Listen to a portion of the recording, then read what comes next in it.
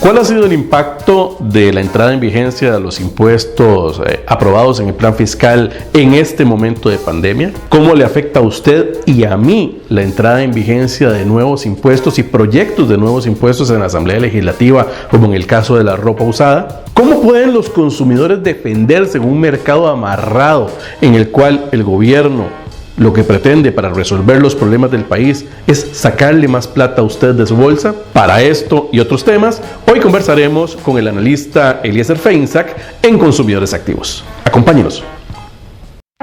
Mi nombre es Eli Feinsack, soy economista, tengo una maestría en Economía de las Políticas Públicas y soy presidente del Partido Liberal Progresista. La defensa del consumidor es vital. Todos somos consumidores en cualquier país, algunos son productores, algunos son funcionarios públicos, pero todos, absolutamente todos somos consumidores. Las políticas públicas siempre deben estar orientadas a maximizar el beneficio para la mayor cantidad de gente posible y eso solo se logra cuando se pone al consumidor como eje central de esas decisiones. Muchísimas gracias, don Eli, por acompañarnos nuevamente aquí en Consumidores Activos. Siempre es muy grato tenerlo usted aquí y por supuesto que lo que vamos a conversar es de muchísima importancia e interés para todos los consumidores del país. Muchas gracias por la invitación, Gilberto. Siempre es un placer estar por acá colaborando en la defensa del consumidor. Don Eli, hablemos hoy de impuestos. Han pasado ya pocos años desde que se aprobó la reforma fiscal, la última reforma fiscal, la transformación del IVA, la aplicación del IVA en escenarios en donde el consumidor costarricense no estaba acostumbrado a que se le cobraran impuestos. Al 1 de agosto empiezan a regir ya los impuestos sobre las plataformas digitales, Netflix, Uber, para citar solamente algunas muy conocidas, Spotify o cualquier otra. Pero resulta ser que aquí quisiera entrar en una primera gran discusión.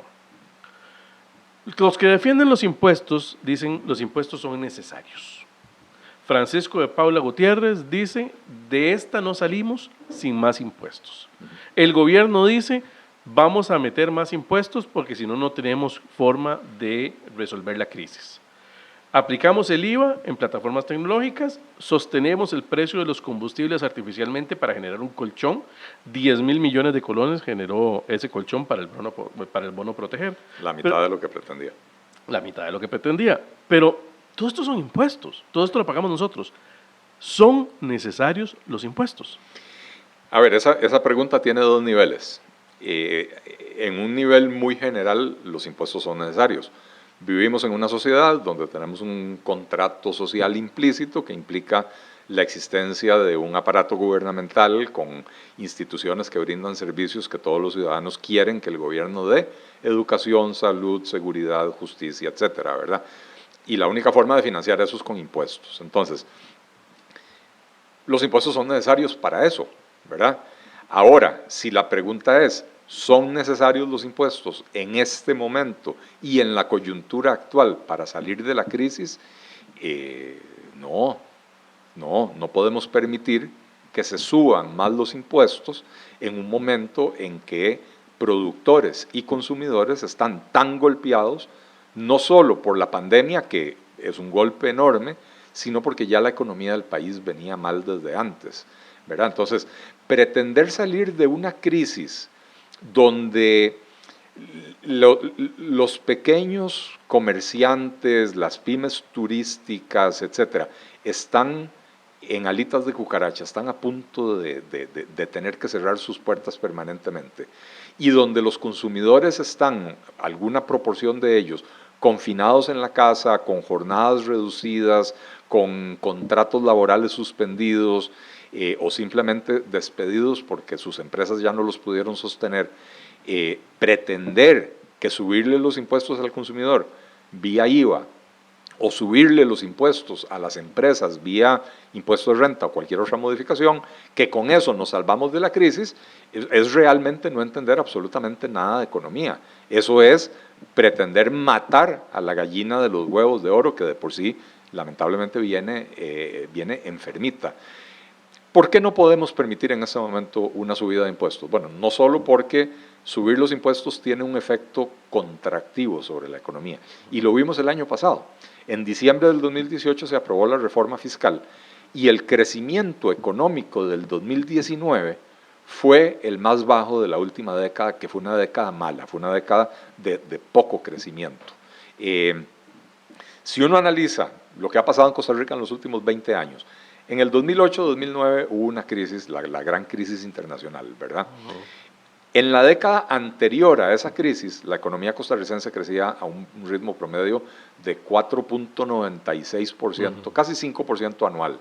En la década posterior a la crisis, la economía costarricense creció en un promedio de 3.58% anual, o sea, prácticamente 1.4 puntos porcentuales menos. Un golpe fuerte. Fue un golpe muy fuerte, pero en el 2019 el crecimiento fue apenas 2.1, y en buena medida por la desaceleración de la economía provocada, o sea, el frenazo que le mete a la economía la subida de los impuestos. Ahora vamos a un 2020 donde la economía se va a contraer, el Banco Central dice 3.6, yo no creo que va a ser menos de 4%, pero la economía se va a contraer. Y vamos a pasar 2 o 3 años más, 21, 22, 23, con niveles de crecimiento bajos, ¿verdad? La recuperación de esta crisis va a ser muy lenta. Pretender que vamos a salir de ahí a punta de impuestos es, insisto, es no entender cómo funciona la economía, es agregarle un elemento más de desaceleración a una economía que ya no está desacelerada, ahora está contraída, ¿verdad? Eso por un lado. Por el otro lado, Gilberto, el problema que tenemos en Costa Rica es que cada vez que subimos los impuestos, se dispara el gasto público. En el 2018 se aprobó la reforma fiscal en diciembre. Los ingresos se fueron generando de forma escalonada porque había impuestos que entraban en vigencia inmediatamente, otros que entraban en vigencia a mediados del 2019, otros que están entrando en vigencia ahora en un par de semanas, ¿verdad? Pero en el 2019, Hacienda tuvo un aumento en la recaudación muy importante, si no, mal no recuerdo, 17, 18% de crecimiento de la recaudación. Eso es impactante. Es enorme, sobre todo cuando la economía creció tan lentamente. Usualmente cuando una economía está dinámica, la recaudación crece, porque es obvio, en una economía dinámica hay muchas transacciones, esas transacciones generan impuestos y entonces la recaudación crece. Pero cuando la economía está ralentizada, lo contrario de dinámica, la recaudación tiende más bien a caer. Bueno, en Costa Rica creció producto de la reforma fiscal. Y sin embargo cerramos el 2019, Gilberto, con el déficit fiscal más alto de los últimos 38 años. El gobierno había proyectado un déficit el año pasado del 6.2% y terminamos con un déficit del 7% a pesar de ese incremento extraordinario de los ingresos.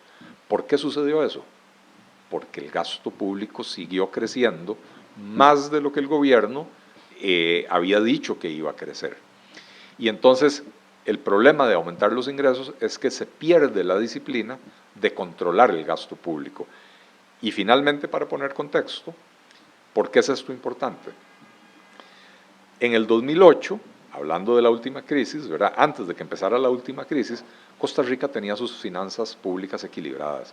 Los ingresos, o más bien el gasto público, representó un 15.27% del PIB.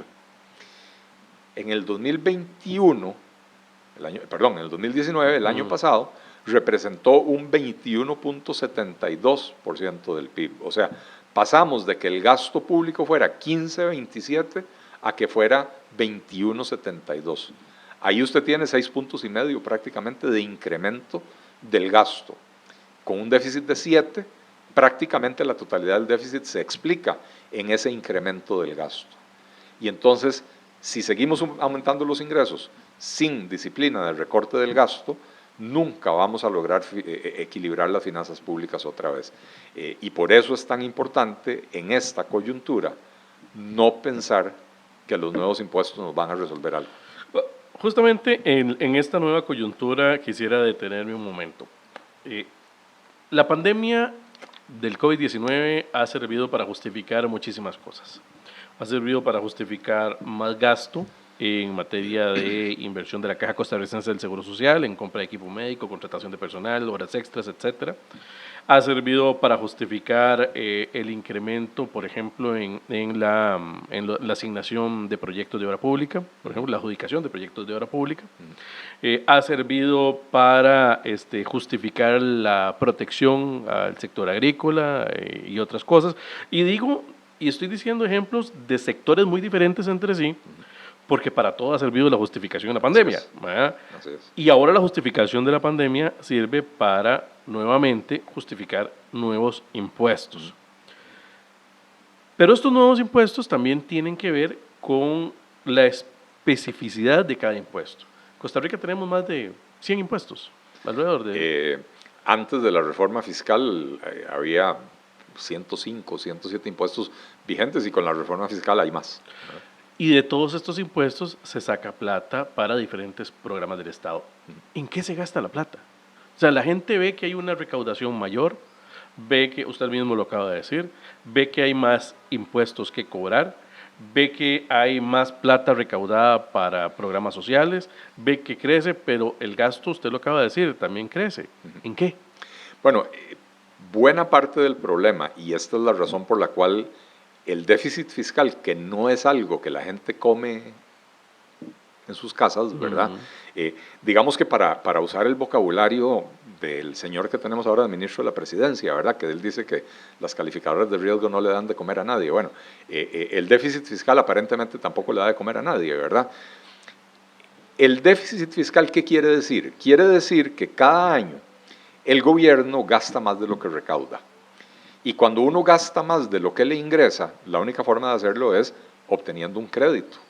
Entonces el gobierno se endeuda todos los años para poder mantener ese nivel de gasto. Conforme la deuda va creciendo, es como cuando uno va llenando la tarjeta de crédito hasta llevarla al tope, conforme la deuda va creciendo la carga de los intereses. Cada vez tengo que pagar más intereses porque debo más plata, ¿verdad? Además de que hay otro efecto, ¿verdad? Que es que la confianza de los inversionistas en Costa Rica ha venido decayendo y eso hace que las tasas de interés también suban, ¿verdad? Entonces tenemos una combinación explosiva. La deuda crece y la tasa de interés crece. Entonces cada año estamos destinando más al pago de intereses. En el presupuesto de este año, pre-pandemia, estábamos dedicando, si mal no recuerdo, el de 40 o 42 colones. De cada 100 colones que tenía el gobierno para gastar, alrededor de 42 eran para el pago de la deuda. Lo cual quiere decir que de cada 100 colones que tiene el gobierno para gastar, solo 58 se iban a usar para lo que se supone que hace el gobierno. Dar servicios de educación, dar seguridad, justicia, todo, programas sociales, etcétera, ¿verdad? Y conforme crece la deuda, cada año nos va a quedar una proporción menor, ¿verdad? Ese es un problema gravísimo. El otro problema gravísimo que tenemos es que, decía, para poder financiar el déficit hay que endeudarse. Bueno, en el presupuesto de este año, alrededor, digamos, para gastar 100 colones, el gobierno recauda más o menos 55 y se endeuda por 45.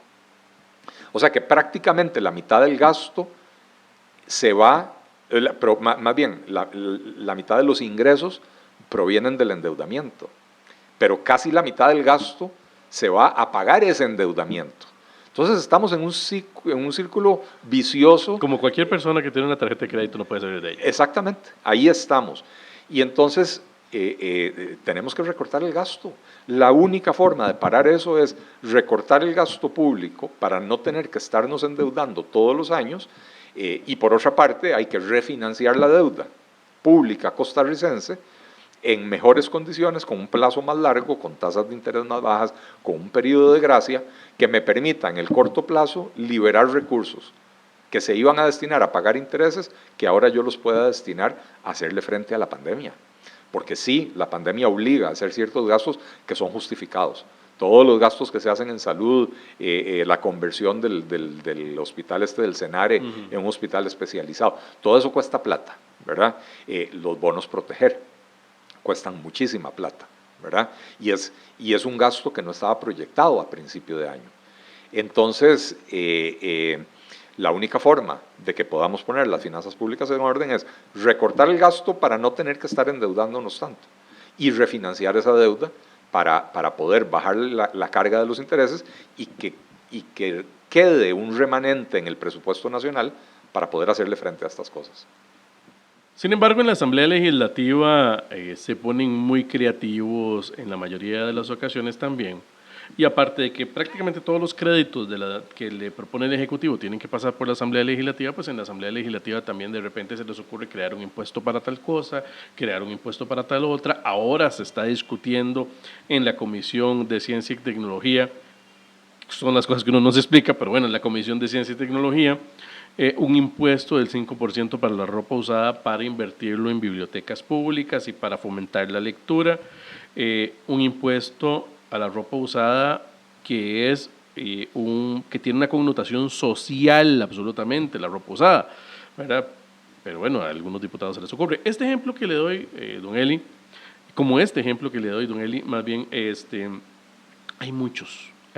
A cada rato se les ocurre financiar una actividad con un impuesto. Sí. Y todos esos impuestos salen de la bolsa de todos nosotros, que es del único lugar de donde salen los impuestos.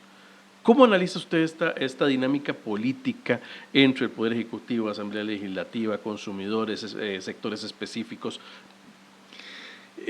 Bueno, esa dinámica lamentablemente responde a una realidad, y es que los consumidores como grupo no estamos bien organizados, ¿verdad? Las asociaciones de defensa del consumidor, como la que ustedes manejan, digamos que no, si tuvieran una afiliación de 150,000, 200,000 personas, entonces podrían ir y golpear la mesa y obtener resultados diferentes. Aquí aplica aquello de que el que tiene más galillo traga más pinol, ¿verdad? Y los que tienen más galillo en este país son los que tienen las bolsas más profundas, ¿verdad? Entonces, a veces las cámaras empresariales, a veces las cooperativas, a veces las asociaciones solidaristas, etcétera, llegan, golpean la mesa, levantan el teléfono, el presidente les responde, o el ministro del ramo les responde, o un diputado les responde, y promueven agendas que no tienen nada que ver con el interés general. Ese impuesto en particular a la ropa usada es un atentado en un momento de crisis, o sea, es un atentado en cualquier momento, pero en este momento de crisis, donde más gente va a caer en la pobreza y donde a muchísima gente no le queda otra opción que comprar ropa usada porque la ropa nueva está fuera de su alcance completamente, encarecerle la vida a la gente con la excusa de que esto es para promover la lectura, en un país, Gilberto, donde ya se destina el 8% del PIB a la educación. Ahí hay recursos para promover la lectura. Ahora, este es un impuesto promovido por la diputada Paola Vega, la misma que está proponiendo quitarle la plata a Fonatel, Fondo Nacional de Telecomunicaciones, que es plata para llevar servicios de internet, conectividad a las comunidades más pobres, a las escuelas de las comunidades más pobres y a las familias más pobres del país, para cerrar la brecha digital, quitarle esa plata para pagar las pensiones alimentarias de las personas que no pueden pagar la pensión alimentaria producto de la pandemia. Entonces uno no entiende. Si quieren tener un impacto en la educación costarricense, pongan a Fonatel a trabajar. Fonatel es un desastre. Tiene 10 años, bueno, tiene un poco menos de 10 años de existir, ha acumulado cientos de millones de dólares y su nivel de ejecución es tristemente muy bajo, ¿verdad? Entonces a Fonatel hay que arreglarlo, pero no podemos quitar esa plata que es precisamente para dar las herramientas necesarias para la educación del siglo XXI a las familias más vulnerables del país. Entonces, que el mismo partido me venga a mí con ese cuento, la misma diputada de hecho, de que vamos a quitarle la plata que es para la conectividad de los pobres y vamos a subirle el costo de la vida a los pobres. Perdón, pero esto no, o sea, el único nombre que esto tiene es una combinación de estupidez con cascarudez. Están representando intereses particulares. Probablemente hay alguien, productores locales de textiles, que están promoviendo esto para defender sus propios intereses como productores sin pensar en las necesidades de los consumidores. Lo que digo yo siempre, cuando las políticas públicas no se diseñan con el consumidor como elemento central de esa política pública, están destinadas al fracaso, porque consumidores somos todos. En Costa Rica hay 5.100.000 consumidores. Productores agrícolas hay unas cuantas decenas de miles, productores industriales hay unos cuantos miles, etcétera. Maestros de escuela hay 80.000 o 90.000 o lo que sea.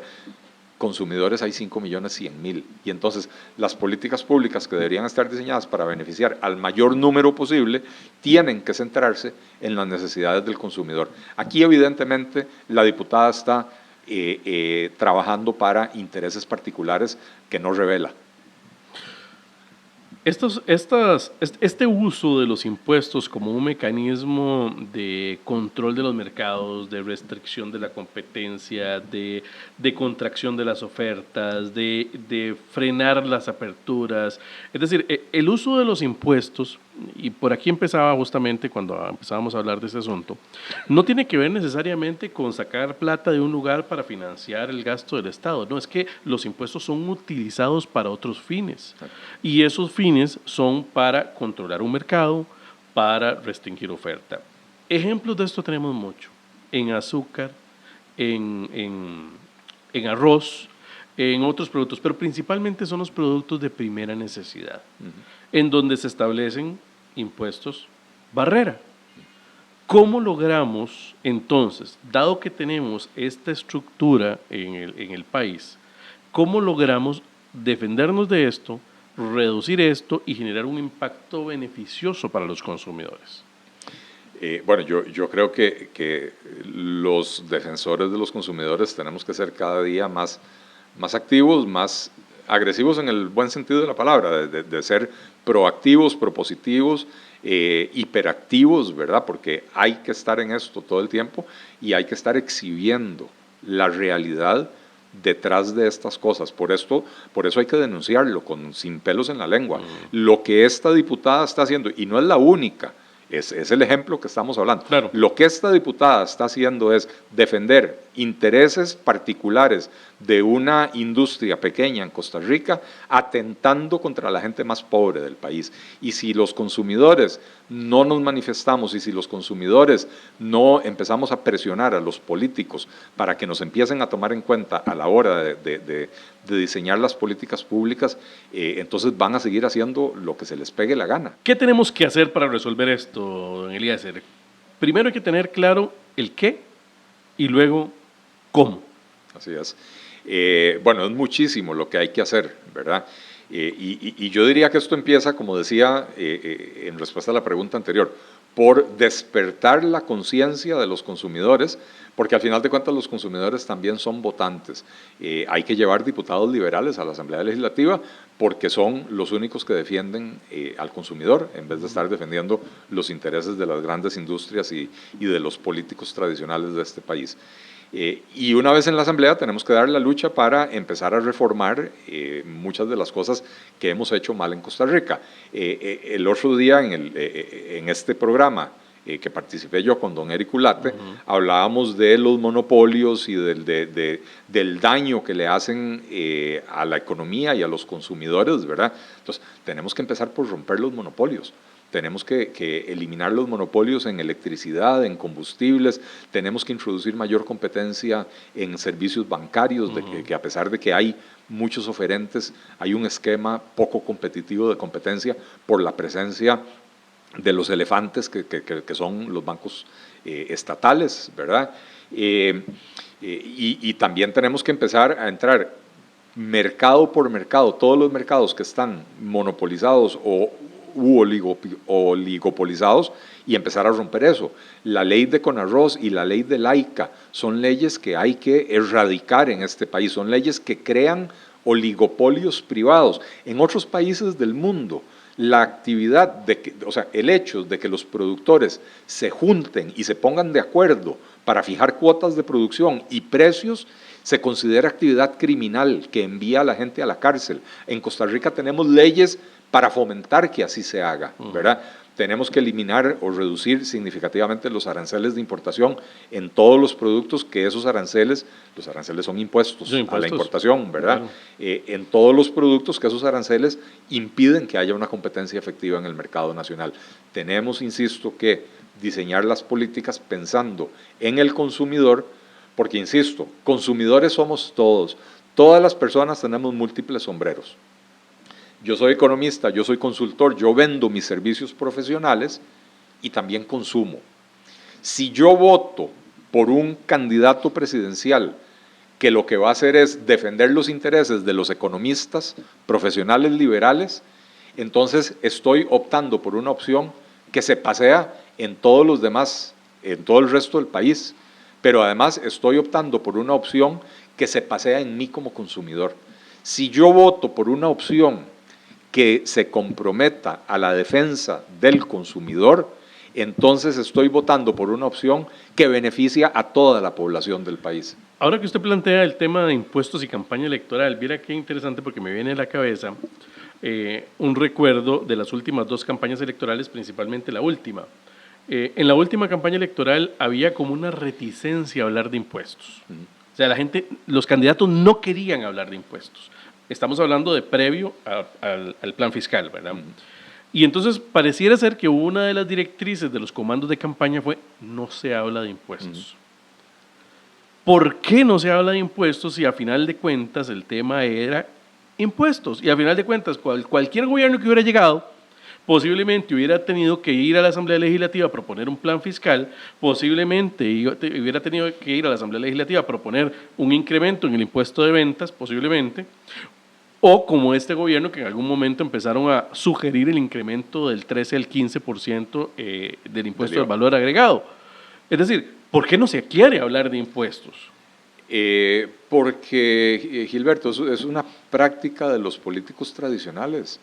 Ser poco transparentes, engañar a la gente, y es más fácil y es más lindo calentarles la jupa con matrimonio igualitario, la virgencita y no sé qué otro montón de temas, que ojo, no estoy diciendo que no sean importantes, yo soy defensor del matrimonio igualitario, pero eso no es lo que debe definir una elección en un país con problemas económicos tan serios como los que tiene Costa Rica. Entonces, para los políticos, y ojo, revisemos la oferta electoral del año 2018, realmente daba pena. La mayoría de los candidatos, tal vez con la excepción de uno o dos, eran candidatos que no podían sostener un debate y no podían desarrollar un argumento coherente durante 5 minutos porque se enredaban en sus propias palabras, ¿verdad? Entonces lo más fácil es evitar las discusiones profundas y hablar de los temitas que calientan la cabeza pero que no ponen arroz y frijoles sobre los platos de la gente, y eso fue lo que pasó en el 2018, y por eso insisto en la necesidad de ese despertar de los consumidores para que elijan representantes que defiendan a los consumidores en general, que se comprometan a que todas las políticas públicas que van a impulsar van a tener al consumidor como eje central de esas políticas, y que exijan a los candidatos que hablen de los temas importantes. Aquí también, así como los políticos tradicionales nunca han querido hablar de impuestos, reconozcamos que también, yo que soy liberal, los liberales nunca han querido hablar de impuestos. Adoptan un eslogan, no más impuestos, y se acabó la discusión. Perdón, los liberales tenemos muchísimo que decir acerca de impuestos. ¿Y qué es lo que tenemos que decir? Que en un país con 105 impuestos, lo que tenemos que hacer es simplificar el código tributario. Bueno, en este país ni siquiera tenemos un código tributario. Deberíamos de tener un código tributario con 4 impuestos, bien definidos, bien diseñados, que la autoridad tributaria tenga las herramientas necesarias para poder garantizar su cumplimiento, minimizar la evasión, ¿verdad? ¿Por qué no se minimiza la evasión en Costa Rica? Porque usted tiene que tener auditores de tributación persiguiendo 105 impuestos. La mayoría de esos 105 impuestos lo que recaudan es menos que lo que cuesta conseguir esa recaudación. Entonces, claro que tenemos que hablar muchísimo de impuestos, tenemos que simplificar enormemente la estructura tributaria y tenemos que hacer un análisis de sensibilidad bien cuidadoso para ver cuáles impuestos podemos bajarlos y generar mayor recaudación, porque al bajarlos generaríamos mayor actividad económica. Ojo, no siempre sucede así. El análisis de sensibilidad tiene que ser muy cuidadoso. Claro. Pero, ¿cuáles impuestos podemos bajar para dejar más dinero en el bolsillo de los consumidores para que ellos puedan decidir cómo gastar sus recursos? En vez de que el Estado le diga, no, usted es muy brutico para gastar, le voy a quitar su plata y la voy a gastar yo en su lugar. Bueno, la reactivación económica parte de que la gente tenga plata para gastar, para invertir, para proyectar gasto. Y con impuestos... Y por eso volvemos a la primera parte del programa. La reactivación económica depende de que la gente tenga plata para gastar. Si la gente está sin trabajo, con jornadas reducidas, etcétera, y la poca gente que todavía tiene trabajo, usted la clava con impuestos para que el gobierno pueda seguir gastando sin hacer un esfuerzo de recorte del gasto, no hay reactivación económica posible. Cometen un error y una falacia importantísima quienes dicen que hay que aumentar el gasto público para reactivar la economía.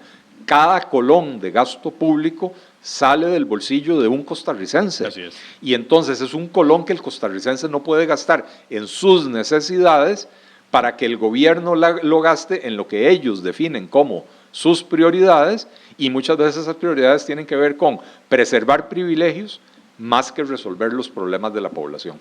Don Eli, muchísimas gracias por habernos acompañado. Como siempre, sus ideas quedan resonando y generando más ideas después de que uno procesa lo que usted nos ha traído hoy. Muchísimas gracias. A vos las gracias, Gilberto. Como siempre, un placer estar en Consumidores Activos. Me parece que es un esfuerzo importantísimo e insisto, los consumidores tenemos que respaldar más a las asociaciones y hacer escuchar nuestra voz como consumidores para parar estas prácticas de la política tradicional. Muchísimas gracias. Y gracias a ustedes por habernos seguido en nuestro canal de YouTube. Suscríbase, no deje de seguir los programas de Consumidores Activos y los consejos de consumidores de Costa Rica.